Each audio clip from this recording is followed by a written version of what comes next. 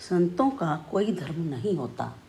वह हिंदू भी होते हैं और मुसलमान भी होते हैं। ऐसे ही एक संत हुए हैं श्री कबीर दास जी। कबीर जी का जन्म एक विधवा ब्राह्मणी के पेट से हुआ।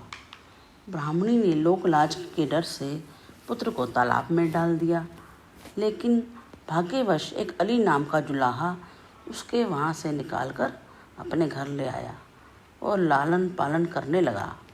बड़ा होने पर यही बालक भगवान के बड़े भक्त हुए।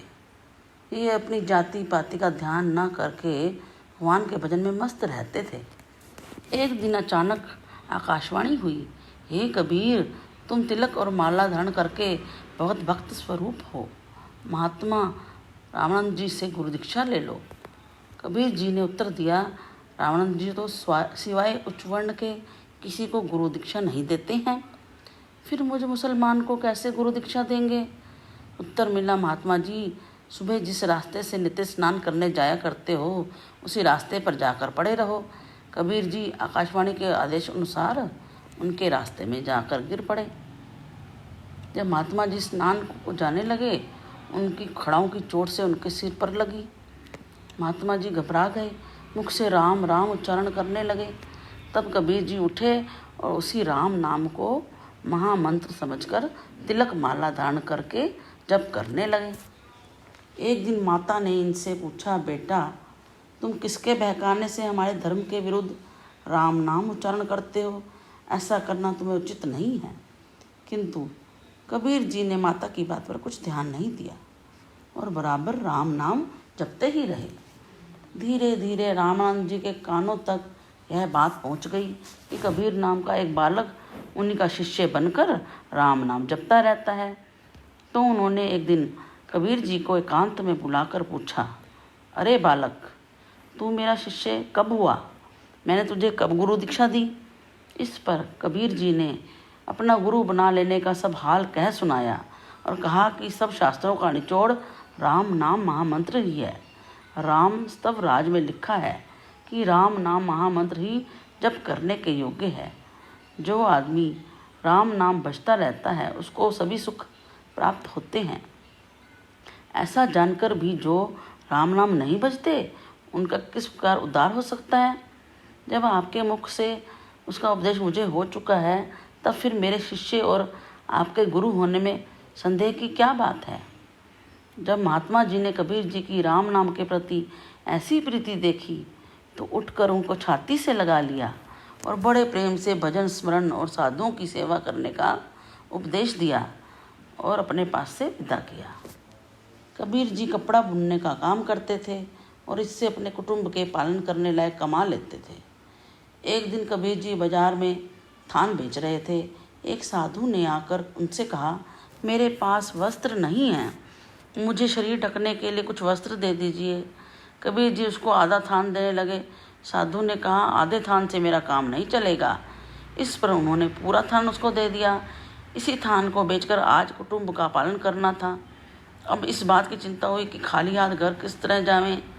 ऐसा सोचकर घर नहीं गए और कहीं छिपके बैठे रहे। इधर घर के लोगों को बाट देखते देखते बड़ी चिंता हुई, कबीर जी कहाँ चले गए। कबीर जी का ऐसा दृढ़ विश्वास देखकर भगवान बहुत प्रसन्न हुए और सवेरे ही बहुत सा अन्न वस्त्र फल आदि देकर उनके घर पहुँचे और सामान भीतर घर में रखवा दिया। कबीर जी की माता यह देखकर बोली, मेरा बेटा तो किसी से एक दाना भी नहीं लेता है, फिर तू कौन है तो इतना सामान डाले जाता है? भगवान ने उसकी बात कुछ भी नहीं सुनी, सारा सामान वहाँ पर डालकर चले गए। इसके बाद 2-4 आदमी कबीर जी की तलाश करके घर पर लिवा लाए। कबीर जी ने घर पर आकर सामान देखा तो इसको भगवान की कृपा का ही फल समझा। बहुत से साधुओं को बुलाकर सब सामान बांट दिया। इसके बाद कपड़ा बुनने का काम भी छोड़ दिया और केवल भगवान के भजन में ही तत्पर रहने लगे। इधर ब्राह्मणों ने जब सुना कबीर जी ने साधुओं के सिवाय ब्राह्मणों को एक दाना भी नहीं बांटा तो वे सब बहुत नाराज हुए।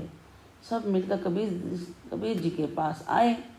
कहने लगे, अरे घमंडी, नीच जुलाहे, तूने घमंड में भरकर सारा अन्न वस्त्र साधुओं को दे दिया, ब्राह्मणों को रत्ती भर भी नहीं दिया। तूने तो घोर पाप किया है, उस नगर को छोड़ दे, कहीं और चला जा। कबीर जी ने कहा, मैंने किसी का माल नहीं मारा है जो इस नगर को छोड़ दूँ। ब्राह्मणों ने कहा कि तूने बिना हमारी सम्मति के सब अन्न और वस्त्र बांट दिया, यही तेरा अपराध है। या तो तू कुछ अन्न वस्त्र हमारी भेंट कर, नहीं तो यहाँ से चला जा। कबीर जी बोले, हे ब्राह्मणों, मेरे पास तो अब इस घर के सिवाय कुछ बचा ही नहीं है, इसे आप ले लो तो मैं चला जाता हूँ। ऐसा कहकर कबीर जी चुपचाप घर छोड़कर चले गए। किंतु भगवान की इच्छा तो कबीर जी को काशी में विख्यात करने की थी। इसी कारण उनके पीछे से कबीर जी का रूप धारण करके घर में आए और इतना अन्न वस्त्र ब्राह्मणों को बांटा कि कबीर जी खूब प्रसिद्ध हो गए। सभी ब्राह्मण परमानंदित होते हुए अपने अपने घर को गए। अनंतर भगवान ब्राह्मण का रूप धारण करके कबीर जी के पास पहुँचे। बोले, बेटा तू वन में किस लिए घूमता है? तो कबीर जी के घर जा, वहाँ तो अन्न वस्त्र के भंडार खुले हुए हैं। इतना सुनकर कबीर जी उसी समय अपने घर को आए। घर पे देखा, भगवान की कृपा समझकर प्रेम से गदगद हो गए। इसके उपरांत वे नगर में खूब विख्यात भी हो गए। अब उनके पास प्रतिदिन इतनी भीड़ होने लगी कि भजन में भी विघ्न होने लगा। उन्हें भजन करने का समय ही ना मिला। इसलिए उनको चिंता हुई, कोई ऐसा उपाय करना चाहिए कि जिससे भीड़ जमा ना होने पाए। ऐसा विचार कर उन्होंने एक वेश्या अपने साथ ले ली और उसके गले में हाथ डाल के दूसरे हाथ में गंगा जल लेकर उसको शराब की बोतल बनाकर सब नगर में फेरी लगाने लगे। ऐसी दशा देखकर हरि भक्तों को बड़ा आश्चर्य हुआ। सोचने लगे कि कबीर जैसे भक्त को क्या सूझी है जो एक हाथ में मदिरा की बोतल ले रखी है और दूसरा हाथ वेश्या के गले में डालकर व्यभिचारी की भांति नगर नगर में घूमते फिरते हैं। जब ऐसे भक्तों का ही यह हाल है तो निरंतर वेश्या सेवन करते रहते हैं, उनकी क्या गति होगी। लोग इनका हंसी उड़ाने लगे, कोई इनको पागल बोलने लगा। लेकिन ऐसा करने से कबीर जी की इच्छा पूर्ण हो गई और 2-4 आदमियों के सिवाय उनके पास सबका आना जाना बंद हो गया। इसके अनंतर एक दिन कबीर जी के हाथ में बोतल और वेश्या को साथ लेकर राज दरबार में भी पहुंच गए और बैठ गए। यद्यपि राजा और मंत्री कबीर जी की बड़ी भक्ति करते थे, किंतु उनकी ऐसी दशा देखकर किसी ने भी इनका सत्कार नहीं किया। इसके उपरांत कबीर जी ने उठकर थोड़ा सा गंगा जल पृथ्वी पर डाल दिया और राम नाम उच्चारण करते हुए सोच में पड़ गए। बादशाह ने पूछा, कबीर जी आपने यह क्या किया?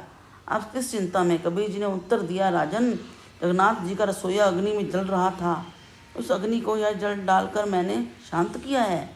बादशाह को यह बात सुनकर बड़ा ताज्जुब हुआ। उसने उसी समय अपने दूतों को सच्चा हाल जानने के लिए जगन्नाथपुरी में भेज दिया। जगन्नाथपुरी से दूतों को क्या पता चला, यह अगले वीडियो में जानेंगे। हरे कृष्ण कृष्ण कृष्ण हरे हरे, हरे राम राम राम हरे हरे।